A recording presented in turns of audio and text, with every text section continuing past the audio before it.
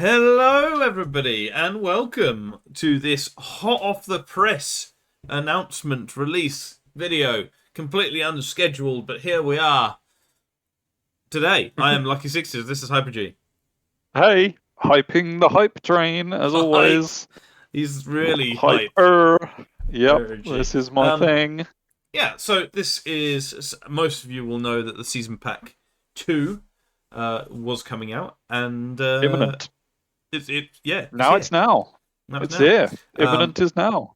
We're hopefully releasing this straight away, so it'll be out tomorrow, I think, or today. Oh, for public consumption, yeah. For public consumption, or today if I was lazy yesterday. I can't remember. I don't know what. But that's a you thing. That's a me personal thing. It's out soon. Yeah. It's the official thing that I'm going to edit in to make sure we cover all our bases. But yes, it is the Legends of Ninth Age season pack, in which we talk about the new season pack, so rules, and then a second part video going through the actual legendary characters. Legendary characters. Love because it. it's too long for one video, basically, and I wouldn't put you through that. We're too excited for one video. Yes, it is, and we are not often succinct. That's a nice way of putting it. Basically, we go on a lot. Yeah. But yeah. So you're not even going to try and say this is going to be a short video this time, are you? I mean, this one might be a bit shorter than the next one, but yeah, this one might be all right. But just to show you the contents, this is the thing. I think the stuff on the right is going to be part 2, but there is at least one character for all of the things. Most have 2. I think one has 3. Anyway, and we'll that'll be in the next video. Like, share, subscribe. Make sure you don't miss it. For the who has it'll the be third about 10 seconds after the first one in terms of YouTube, but I know, but hey, check it out. But yeah, so we focus on this left side for this video, which is going to be the. I mean, much hasn't changed in terms of the army size, table size, but the objectives, primary and secondary. The secondaries are now different, so you'll look into that. The deployment types are different. There are maps still to come that haven't even been released to us yet, so that'll be maybe another video. I'm not sure how much. I don't think we'll have a video for the maps, will we? Though, because I mean, there's not that much that we not in terms of can tell people. Pre-release, but maybe we will. I don't know. I would like to look at the maps, and we may as well do it on a video. So I don't know. Yeah, that's because you want to be a good player at this game. You know, I'm just here to load up the map, whatever it is. So yeah, that's fair. And so there's a few things to go through from that left side before we get onto the second part, which is another video. So yeah. So moving on, this is the army size of table side. I don't think it's changed. 4,000 points mainly in the 20-0 system. I think if it had changed, it would have been in blue, and that's what I'm going with. Maps will change, but aren't there? As you can see, there is some different deployment types on there. One's called Assault at First Light. So have a look at that. And Circle as well is back, kind of thing. In a weird way. Determining primary and secondary objectives. So there's a D6 for each, regardless of what army you are. Yeah, enough of my whinging, basically. At the moment. Yeah. So I've whinged on every one of my videos. So. Yeah. No more army specifics. Doesn't matter about your army in terms of the secondary. There is a pool of collective secondaries. The way you do it as well is different. So the primary is still the same. So you roll a d6 and play with that one. Of course, unless you're in a tournament where it's already predetermined. Or a random. And then you go into the secondary and you roll 3 of these. You do. The defender picks from the list of 3. And then the attacker picks from the remaining 2. Yeah, and the 3 have to be different ones. So there's no duplicates. So if you roll the same number, just re-roll, I guess, until you get 3 different ones. But yeah, essentially means that They're all picking the same. Defender gets first dibs. Yeah, another slight advantage for defender as well, which is always good, I think, in terms of. Well, I don't think personally, but in terms of the game. Yeah.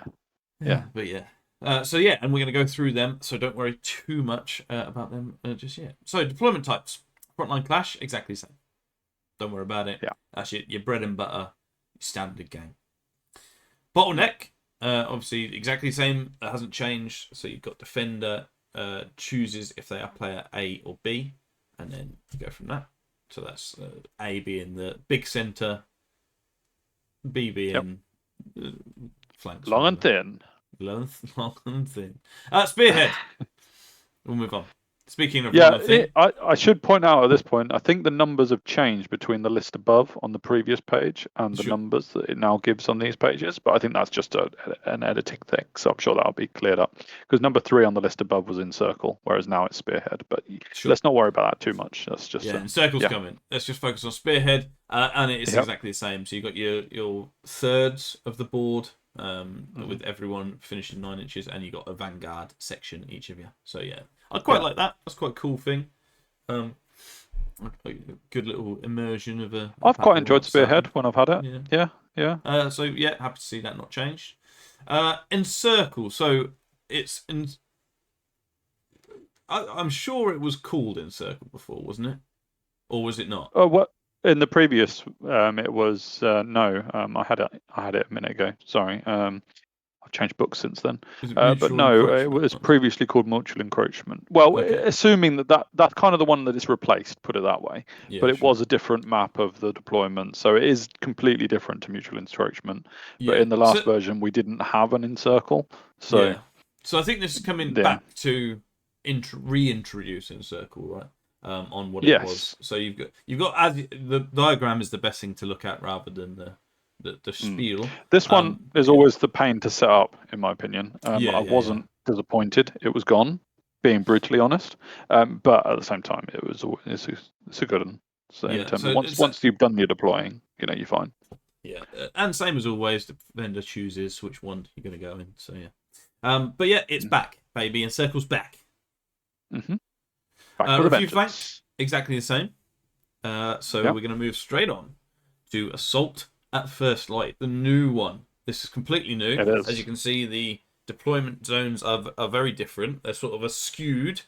And this used to be Dawn Assault, right? It's like no, Cornerstone. Well, Dawn Assault in the olden days, but Cornerstone. Yeah. It has been again. Cornerstone was different to this, but that was the one that's gone in favour of this. So so you got your big left, bottom left, and your small top right. But the corner you can't deploy in is the same width on both sides. Yeah. So that's quite intriguing.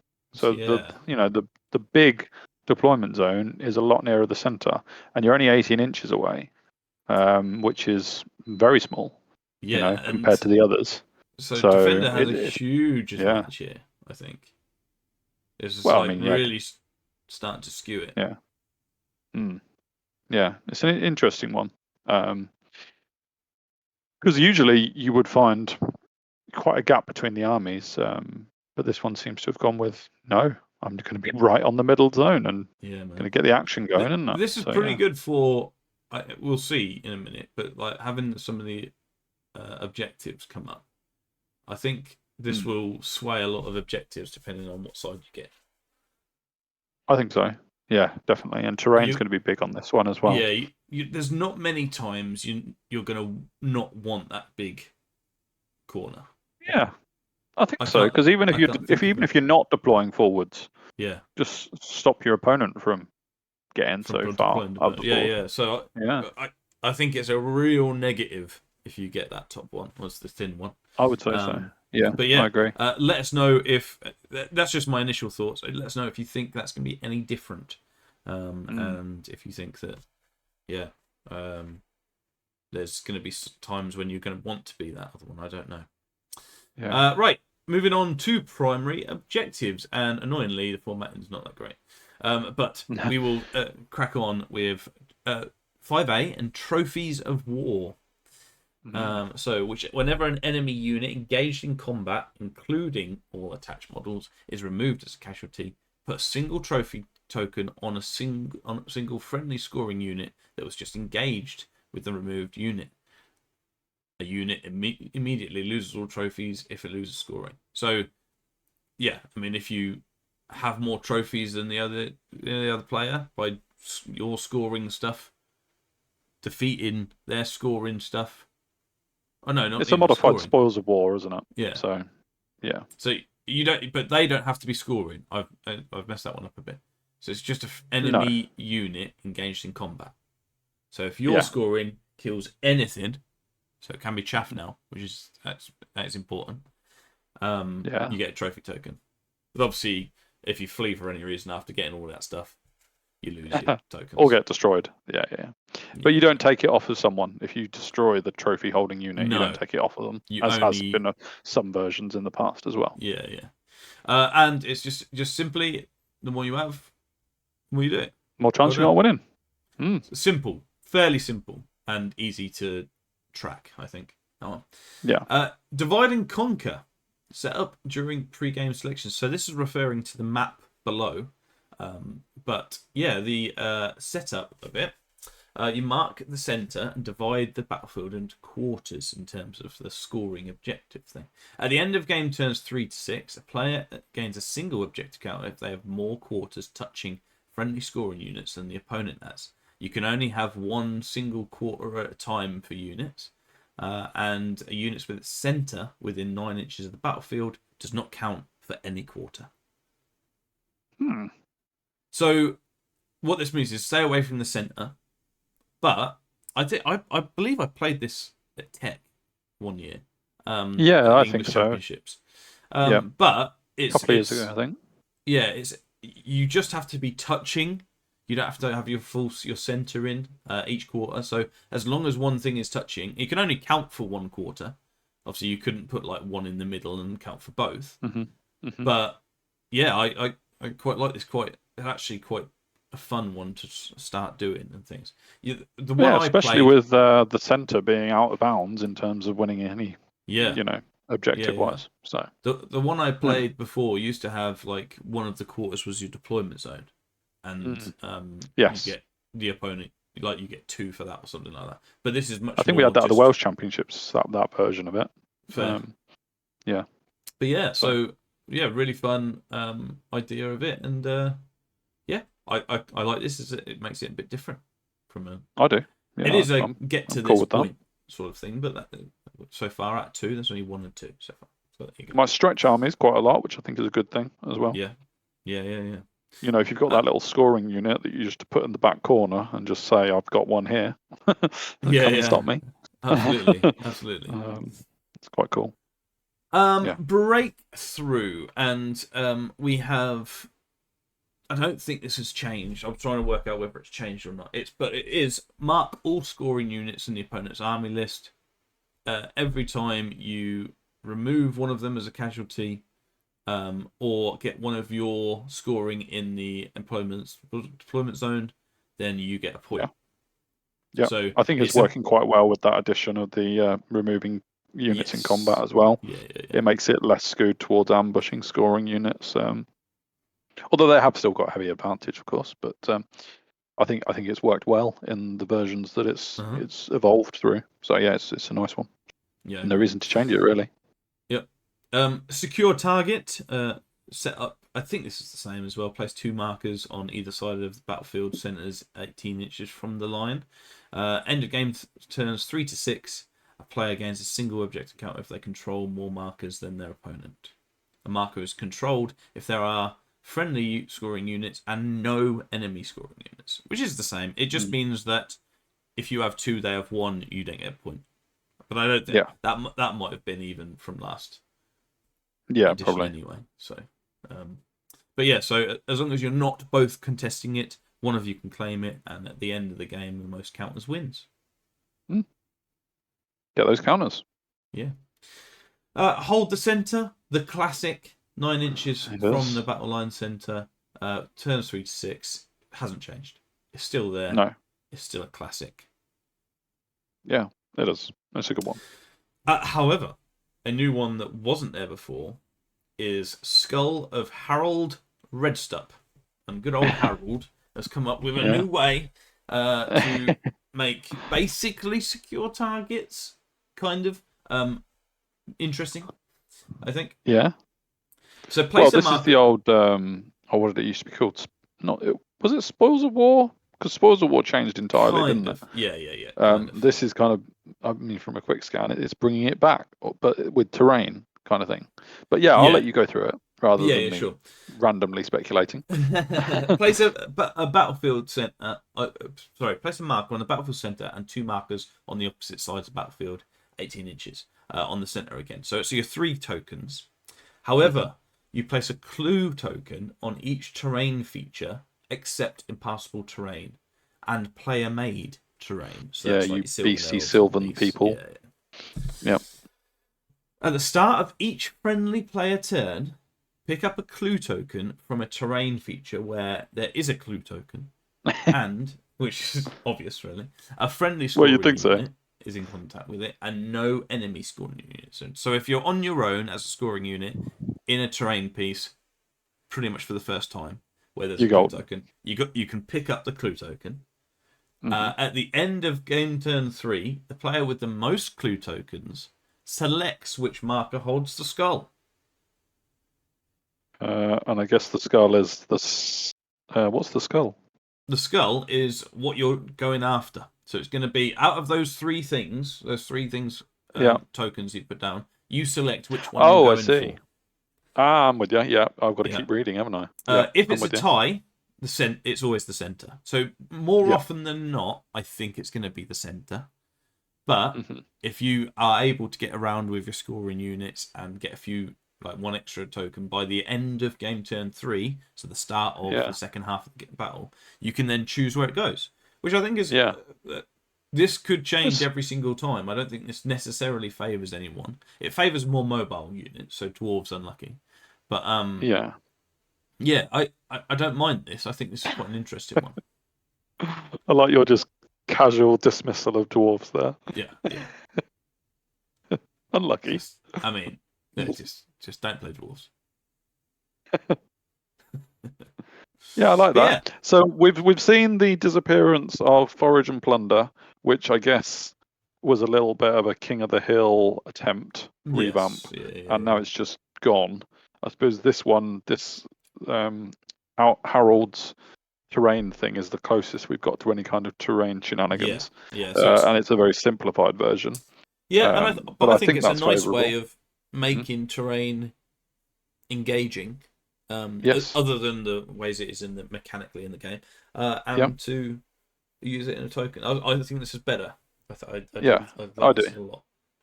And we've also lost hidden agendas, which obviously interacted with your secondaries a lot more. But that was a natural thing with the secondaries kind of evolving as well.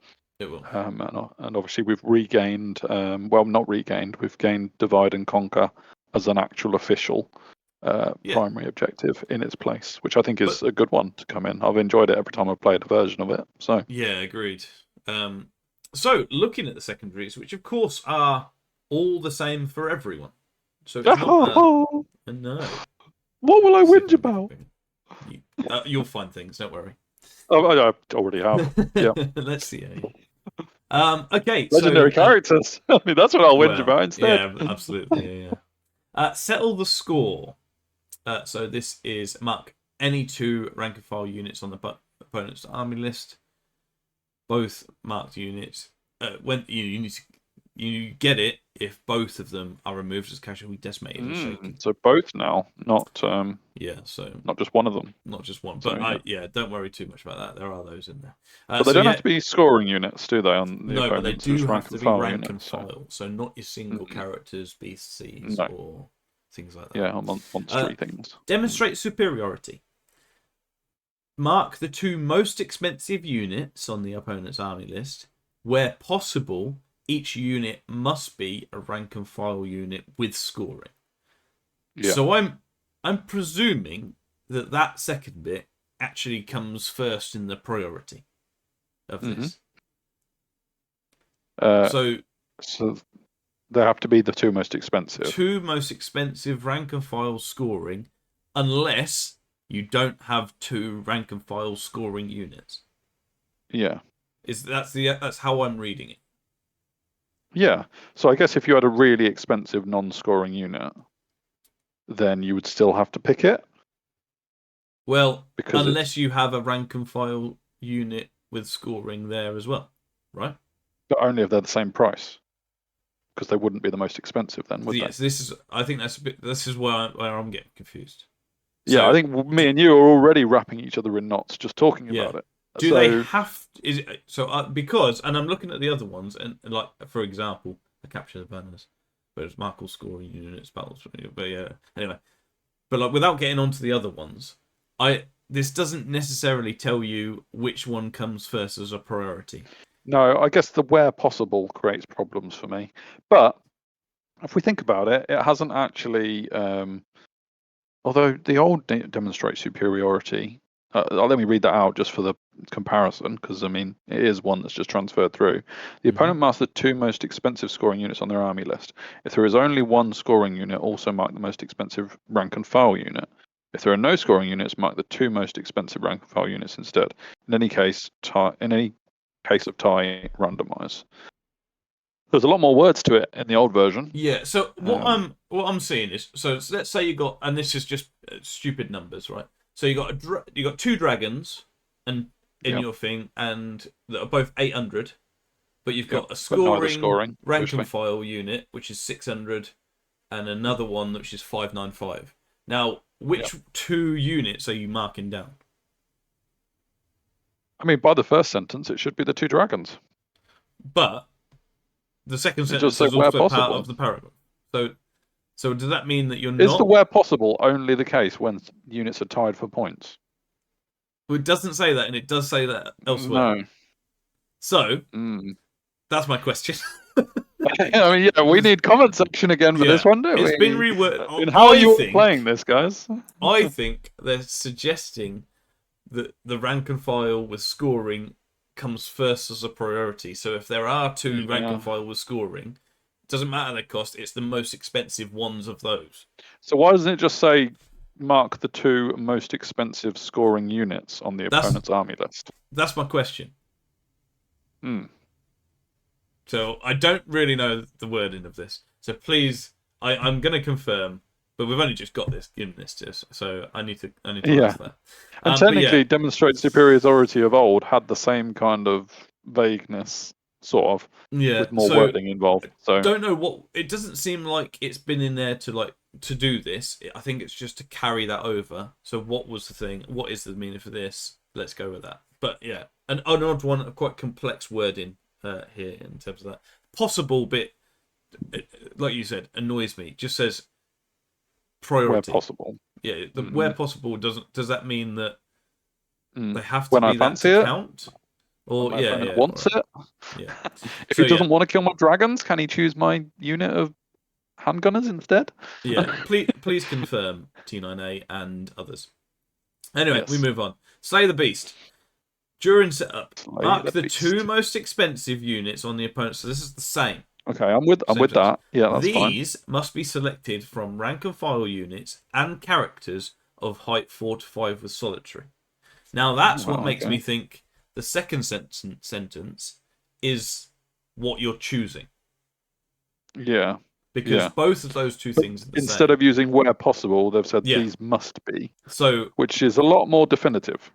Yeah, this is fine. But then it has got an if possible in a minute. Yeah. But if possible, there must also be non-scoring. So what does if possible mean? Because it is possible. But they might not be the most expensive units. Or if you don't have any rank and file and you don't have any height 4 or 5 with solitary. But thinking about it, Slay the Beast isn't necessarily for your scoring units, is it? So, no, true. It makes sense that it's a rank and file or character of height 4 to 5 with solitary that is also non-scoring. Yeah. So I think it's a priority thing. So I think if possible means this is the priority to choose from. But it doesn't say that, and it makes it very clear in the second sentence of Slay the Beast what you're actually going for there. So I don't. That's my assumption. Anyway, yeah. If you get at least one of these, whatever these marked unit is, as a casualty, decimated, or shaken, and same for demonstrated superiority. Whatever it is you choose, just you one. just need at least One one of the two. them. So that's cool.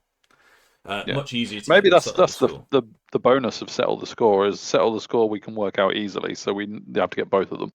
The others are all a bit flaky, so you only have to get one of them. But I don't know. Yeah, I don't know. I'm not sure that's the sound reasoning they would have gone with, but yep. I don't think. But yeah, okay. Anyway, assassinate. Mark 2 units on the opponent's army list. Where possible, each unit must be a character. It says say must be a character. So I don't like where possible, to be honest. It just makes it come on.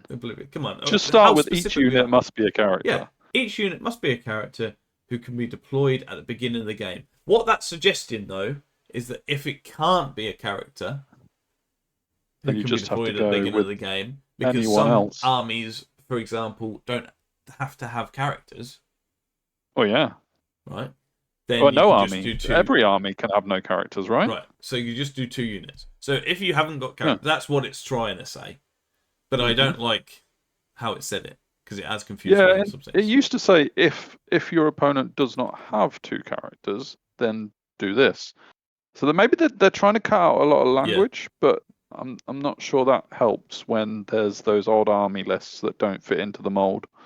So yeah, that's it. So, but what it's saying is try and kill, nominate 2 characters, try and kill one of them, or remove it as a casualty, decimated, or shaken by the end of the game. Yeah. So same as BNC. Yeah. Yeah. If you don't have characters, why? Come on. Yeah, just let everything fit nicely. Come on. Anyway, next one. Capture their banners. Mark all scoring units and the battle standard bearer on the opponent's army list.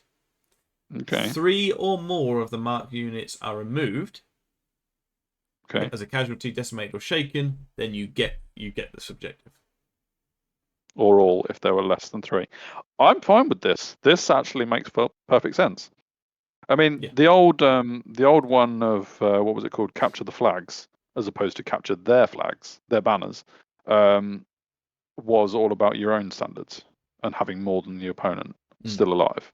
This is about actually destroying the enemy's ones. Yeah, destroying, decimated, or shaken. Yeah. I mean, it's not really capturing as opposed to destroying, but we won't worry about that. Yeah. You know. Yeah. But yeah, so this is at least 3, or if they have less than 3, then So yeah, I'm fine with that. Conserve our numbers. It is the opposite of capture their banners. So it is there. Okay, yeah. Yeah, you mark all units and BSB on your army list, and if 3 or more of them are not casualty, not removed, decimated, or shaken, if 3 or more of them, then you get the objective. That's quite tough. Yeah, I think it means that a lot of armies won't have more than 3 or 4. Yeah, and if you got to keep 3 of them alive, although like if you think about it, if like you're a Death Star, put your BSB in the Death Star, you're like, well, true. If I lose this, I've lost the game anyway, sort of thing. So you go all eggs in one basket type thing. But that's what Death Star is, I guess. But you have captured their banners or save yours, basically conserve our numbers. So, but they are the 6. So what you will do at the start of the game, you'll randomly choose 3 of them through dice rolls. Then the defender will choose one of the 3 you've selected. The attacker picks one of the remaining 2. Yeah. So I mean, immediately that does straight away change some list building, because people had like you said, the strategic operator or something like that, wasn't it? What was it called? Strategist. Yeah, well, I can't remember now. Whatever that rule was. Trusted advisor. Yeah, that's what I said. I guess that's gone now. I mean, actually thinking about it, there's no mention of them. Yes, they're all gone. And in terms of if I continue down, we have a change log. The change log, yeah. Which we will go through a little bit. But we will go through that. But then we go on to legendary characters, and I won't spoil the first one. I have already, but straight away. So to finish this one, we'll go into the changelog, and basically the only really to say that if you look at that first bit, it's removed quite a lot. Ancient ruins gone, specialist skills gone. Yeah. And just confirmation of encircle and assault reverse like being the changes. Yeah, quite an interesting one. And if you look at the bottom right as well, just workers 1 removed, unleash big guns removed, all that stuff, which is the special skills and things. Yeah, exactly. Yeah, and I'm just looking to see. Yeah, so a kind of confirmation here on demonstrate superiority on the changelog. It says rewording, minor change if opponent does not have 2 scoring units. So I think the scoring units are the important thing there. Yep. Which means out of the 2 dragons and the 2 scoring units example, you ignore the dragons. Yeah, I mean, yeah. Yeah, I guess it's so. What I think it's rules as, what do they call it? Rules as intended. Mm-hmm. Not that always creates issues, in my opinion. But yeah. Mm-hmm. I just want to point out, as they have taken away my ability to whinge about Saurian secondaries, that all 3 of the Saurian secondaries are now kaput, gone, eliminated. Not even a shadow of them remain. So I was right all along. Yeah, sure. They'll be back for season 3, won't they? And oh no! Absolutely. But yeah, so that is it for the first part of our special update. Very clarified. 100%, not without any shadow of a doubt on any other terminology at all. So yeah, go and play, folks. Right? But do it. Yes, if you do want to look at the legendary characters that are coming up with this release, check out the next video. Why wouldn't you? And yeah, see you there. See you later.